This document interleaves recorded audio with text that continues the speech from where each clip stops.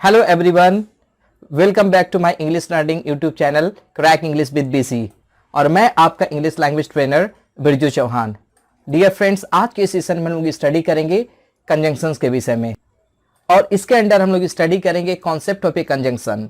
उसके बाद देखेंगे टाइप्स ऑफ कंजंक्शंस, उसके बाद देखेंगे list of conjunctions with their Hindi, उसके बाद देखेंगे फंक्शन ऑफ कंजंक्शंस और सबसे लास्ट में देखेंगे स्पेशल नोट्स अबाउट कंजंक्शंस। तो चलिए शुरू करते हैं कॉन्सेप्ट ऑफ ए कंजंक्शन। आखिर एक कंजंक्शन है क्या? A conjunction is a joining word और phrase used to join two और मोर वर्ड्स, फ्रेजेस और क्लॉजेस। कंजंक्शन एक ज्वाइनिंग वर्ड होता है जिसकी सहायता से हम लोग दो वर्ड्स को ज्वाइन करते हैं, दो फ्रेजेस को ज्वाइन करते हैं या दो क्लॉजेस को ज्वाइन करते हैं। चलिए इसे एग्जांपल से देखते हैं। राज एंड रानी, यहाँ हम लोग देख सकते हैं कि दो वर्ड्स है राज और रानी और इनको हम लोगों ने ज्वाइन एंड से किया है। अब इसके बाद देखिए शतरंज खेलना और कहानी पढ़ना, और इसका ट्रांसलेशन होगा playing chess and reading stories. और यहाँ पे भी हम लोग देख सकते हैं जो प्लेइंग चेस है एक फ्रेज है और दूसरा फ्रेज है रीडिंग स्टोरीज, और इन दोनों फ्रेजेस को हम लोगों ने ऐड किया है एंड से। तो ये two phrases join by and. अब इसके बाद हम लोग देखते हैं कि एक कंजंक्शन से कैसे दो क्लॉजेस को ज्वाइन करते हैं। जब रविवार था तो वह खेलता था, इसका ट्रांसलेशन होगा when it was Sunday he played. हम लोग यहाँ पे देख सकते हैं हमारे पास दो सेंटेंसेस है, इट वाज संडे और दूसरा है ही प्लेड, और इन दोनों को हम लोगों ने ज्वाइन किया है व्हेन के जरिए। तो यहाँ पे व्हेन किया है एक कंजंक्शन है। तो इस तरह हम लोग देख सकते हैं कंजंक्शन एक ज्वाइनिंग वर्ड होता है जिसकी सहायता से हम लोग वर्ड्स, फ्रेजेस और क्लॉजेस को एक दूसरे से ज्वाइन करते हैं। इसके बाद देखते हैं types of conjunctions. There are mainly two types of conjunctions. पहला सबऑर्डिनेट कंजंक्शन और दूसरा कोऑर्डिनेट कंजंक्शंस। अब इसके बाद हम लोग देखते हैं सबऑर्डिनेट कंजंक्शंस क्या है, उनकी लिस्ट क्या है और उनकी हिंदी क्या है, और उसके बाद देखेंगे कोऑर्डिनेट कंजंक्शन क्या है, उनकी लिस्ट क्या है और उनकी हिंदी क्या है। तो चलिए शुरू करते हैं subordinate conjunction. A subordinate conjunction is a conjunction which joins a dependent clause to an independent one for its complete meaning. Subordinate conjunction एक ऐसा conjunction होता है जिसके सहायता से हम लोग एक dependent clause को independent clause के साथ ऐड कर देते हैं ताकि उसकी मीनिंग कंप्लीट हो सके। चलिए अब इसे एग्जाम्पल से क्लियर करते हैं। यदि आप कड़ी मेहनत नहीं करते हैं तो आप असफल होंगे, और इसका ट्रांसलेशन होगा if you do not work hard you will fail.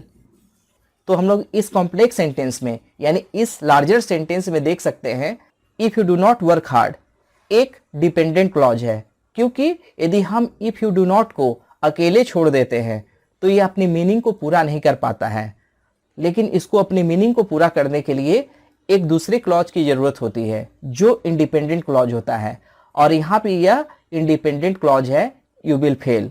यानी यू विल फेल के आने से ही if you do not work hard की मीनिंग कंप्लीट होती है और यह एक कॉम्प्लेक्स सेंटेंस बनता है। तो इस तरह हम लोग देख सकते हैं कि हम लोगों ने दो सेंटेंस को if you do not work hard और यू विल फेल को इफ़ के जरिए एक दूसरे के साथ ज्वाइन कर दिया। तो यहाँ पे जो इफ़ ज्वाइनिंग वर्ड है यह एक सबऑर्डिनेट कंजंक्शन है। चलिए अब हम लोग देखते हैं list of major subordinate conjunctions. अब इसके बाद हम लोग देखते हैं कि कौन कौन से मेजर सबऑर्डिनेट कंजंक्शंस होते हैं और उनके साथ हम लोग उनकी हिंदी को भी देखेंगे।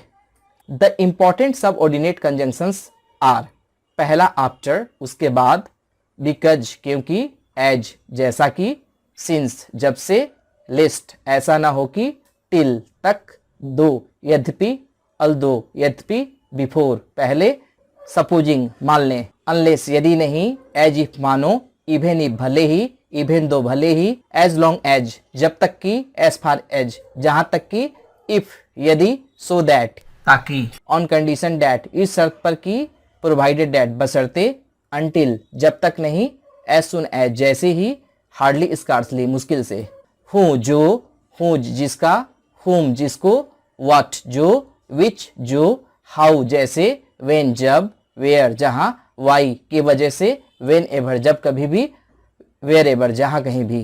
तो हम लोग देख सकते हैं ये सबऑर्डिनेट कंजंक्शंस है और इनके लिस्ट है हिंदी के साथ। अब इसके बाद हम लोग देखते हैं coordinate conjunction. Coordinate means something of equal rank और इंपॉर्टेंस।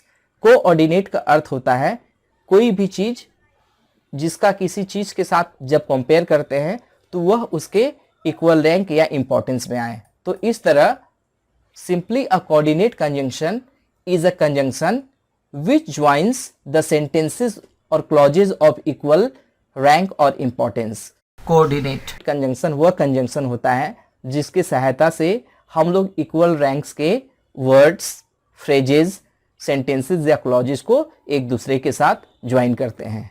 एग्जाम्पल के जरिए देखते हैं, उसने कड़ी मेहनत की लेकिन उसने परीक्षा में पास नहीं की। तो इसका ट्रांसलेशन होगा he worked hard but he did not pass the test. तो हम लोग जब इस सेंटेंस को ध्यान से देखते हैं तो हमारे पास दो सेंटेंसेस हैं। नंबर 1 ही वर्कड हार्ड और number 2 he did not pass the test. और इन दोनों सेंटेंसेस को हम लोगों ने ज्वाइनिंग वर्ड बट के सहायता से एक दूसरे के साथ ज्वाइन कर दिया है। यहाँ पे जो ज्वाइनिंग वर्ड बट है यह एक कोऑर्डिनेट कंजंक्शन है। अब हम लोग इसके बाद देखते हैं list of major coordinate conjunctions. The important coordinate conjunctions are.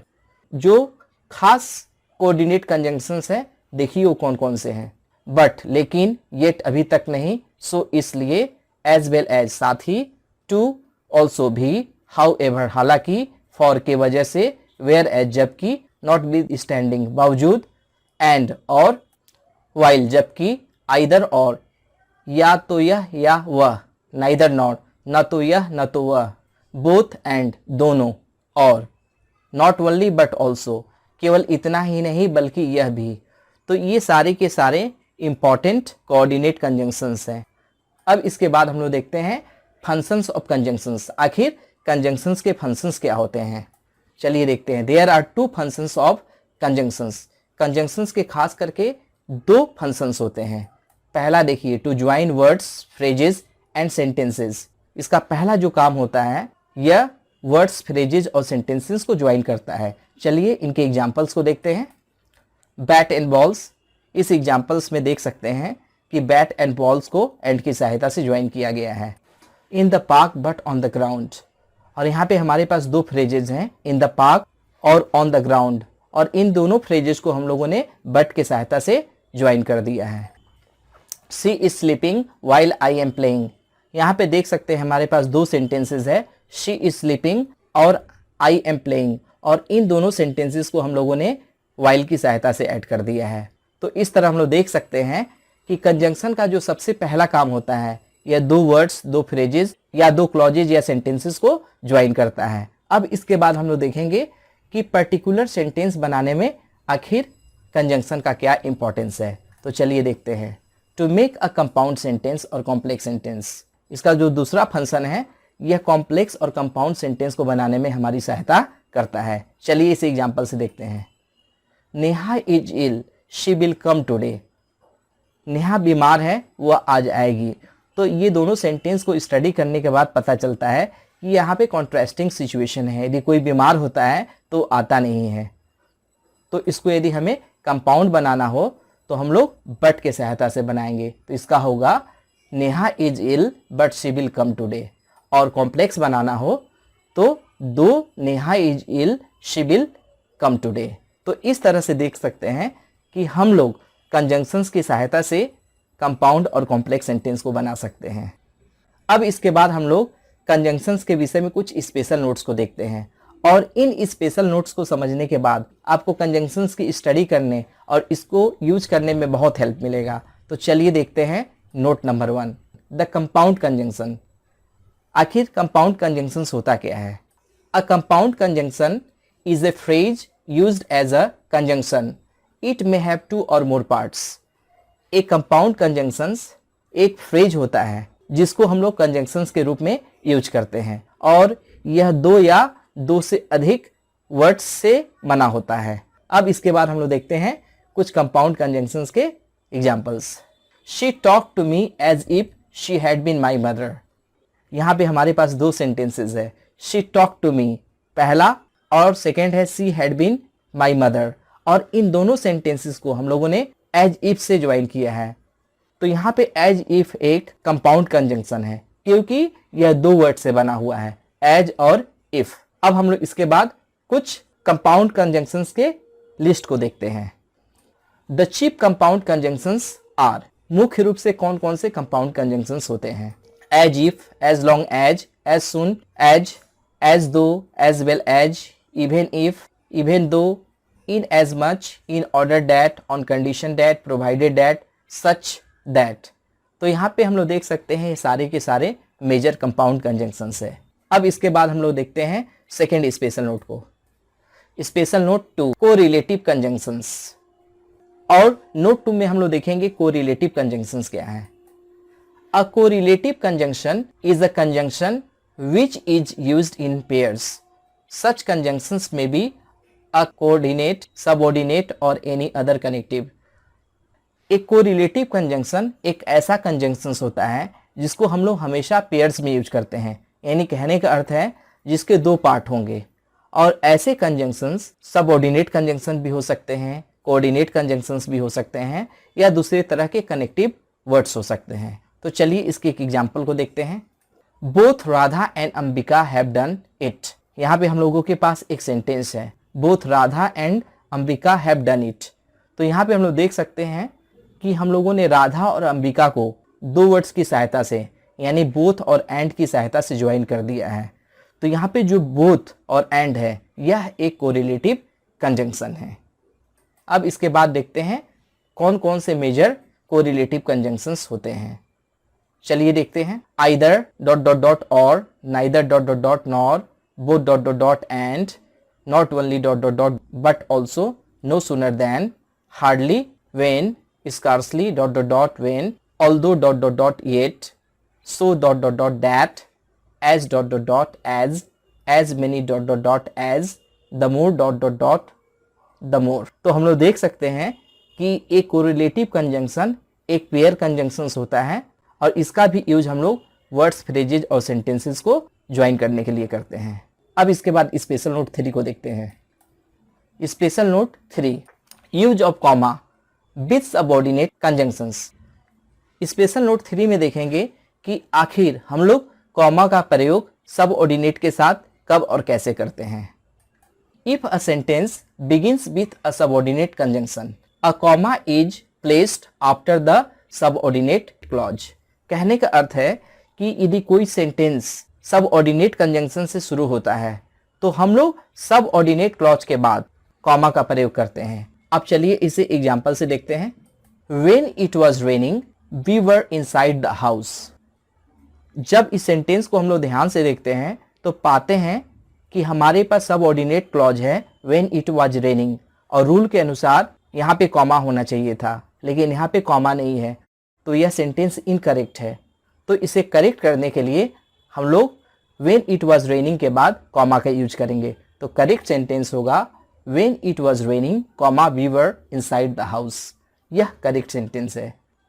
लेकिन यहाँ पे एक एक्सेप्शन है, but if a subordinate conjunction comes in the middle of the sentence, no comma is used. लेकिन यदि हम लोग सबऑर्डिनेट कंजंक्शन का प्रयोग सेंटेंस के बीच में करते हैं तो कॉमा का प्रयोग नहीं करते हैं। चलिए इसे एक कॉमन एरर की सहायता से देखते हैं। We were inside the house, when it was raining. यह सेंटेंस इनकरेक्ट है क्योंकि रूल के अनुसार यदि सबऑर्डिनेट कंजंक्शन सेंटेंस के मिडिल में आता है तो कॉमा का प्रयोग नहीं करते हैं। तो इसको करेक्ट करने के लिए हमें बीच से कॉमा को हटाना पड़ेगा। तो इसका करेक्ट सेंटेंस होगा when we were inside the house when it was raining। यह एक करेक्ट सेंटेंस है। अब इसके बाद हम लोग देखते हैं special note number 4। Special note 4, usages of comma with coordinate conjunctions. इस स्पेशल नोट में देखेंगे कि आखिर हम लोग कोऑर्डिनेट कंजंक्शंस के साथ कॉमा का प्रयोग कैसे करते हैं, यानी पंक्चुएशन का प्रयोग कैसे करते हैं। तो चलिए शुरू करते हैं। When a coordinate conjunction joins two independent clauses, a comma is used before the coordinate conjunction। यहाँ पे रूल यह कहता है कि यदि हम लोग दो इंडिपेंडेंट क्लॉजेस यानी इक्वल रैंक के सेंटेंसेस या क्लॉजेस को ज्वाइन करते हैं तो कोऑर्डिनेट कंजंक्शन के पहले कॉमा का यूज करते हैं। चलिए एग्जाम्पल से देखते हैं। She was confuse but she did not say anything. यहाँ पे हमारे पास एक सेंटेंस है और यह सेंटेंस है she was confuse but she did not say anything. यह सेंटेंस इनकरेक्ट है क्योंकि रूल के अनुसार जो कोऑर्डिनेट कंजंक्शन बट है उसके पहले कॉमा आना चाहिए था, लेकिन यहाँ पे कॉमा नहीं दिया गया है। तो इसे करेक्ट करने के लिए हम लोग बट के पहले कॉमा देंगे। तो करेक्ट सेंटेंस होगा she was confused comma but she did not say anything. यह एक करेक्ट सेंटेंस है।